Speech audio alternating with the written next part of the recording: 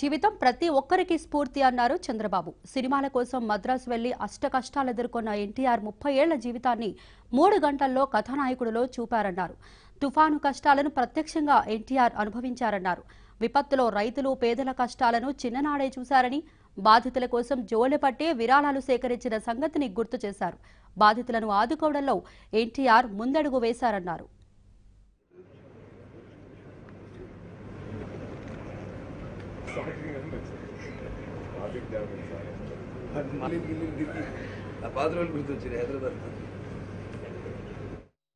కథానాయకుడి చిత్రం చాలా బాగుందన్నారు. చిత్రంలో బాలకృష్ణ చాలా బాగా నటించారని ప్రశంసించారు.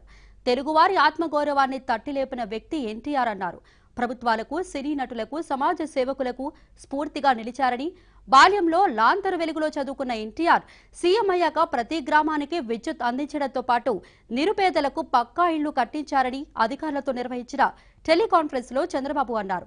ఎన్టీఆర్ బయోపిక్ లో ఇతర నటులు, సాంకేతిక వర్గం గొప్పగా చేశారని మెచ్చుకున్నారు.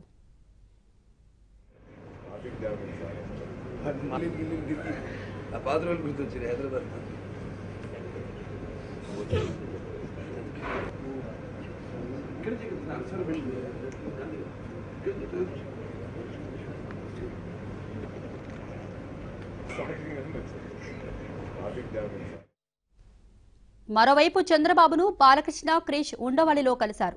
ఈ సందర్భంగా బాలకృష్ణను, క్రిష్ను ముఖ్యమంత్రి సత్కరించారు. ఎన్టీఆర్ జీవితాన్ని, త్యాగాన్ని, కార్యదక్షతను ప్రజలకు అర్థమయ్యేలా చిత్రరూపం ఇచ్చారంటూ చంద్రబాబు ప్రశంసలు కురిపించారు.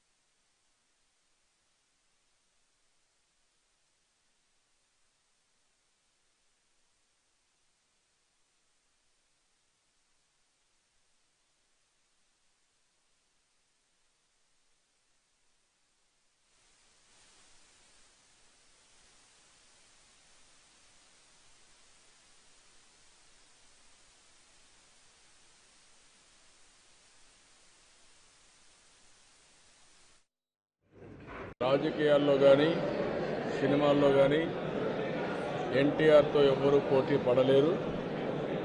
ఆయన చేసినటువంటి పాత్రలు కూడా ఎవరు ఆ పాత్రలు వేయాలని కూడా సాహసం చేయలేదు. అలాంటి సాహసాన్ని బాలకృష్ణ గారు చేశారు. నేను కూడా భయపడ్డాను, ఒరిజినల్గా చేయగలుగుతాడా అనుకున్నాను.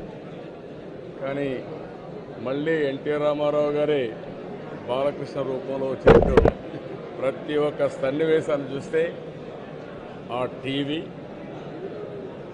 ఆ యొక్క ఒక మాటలో చెప్పాలంటే అన్ని విషయాలు అడుగున ప్రతి ఒక్క మాటలో ఎన్టీ రామారావు గారే మళ్ళీ పుట్టి మళ్ళా ఈ వేషాలన్నీ వేశాడా అనే విధంగా బాలకృష్ణ గారు చేశారు. ఇది చూసిన తర్వాత ఇది ఒక చరిత్ర. ఎక్కడా ఇలాంటి సాహసం జరుగుండదు ప్రపంచంలో. ఎందుకంటే ఎన్టీ రామారావు గారే ఆయన ఎవ్వరు కూడా ఇమిటేట్ కూడా చేయలేరు, ఇమిటేట్ చేయాలని కూడా ఆలోచించరు. అలాంటి సాహసాన్ని ఆయన కొడుగ్గా బాలకృష్ణ గారు చేశారంటే ఇది చరిత్రలో చిరస్థాయిగా. ఆంధ్రప్రదేశ్ ఎన్నికల్లో టీడీపీ, కాంగ్రెస్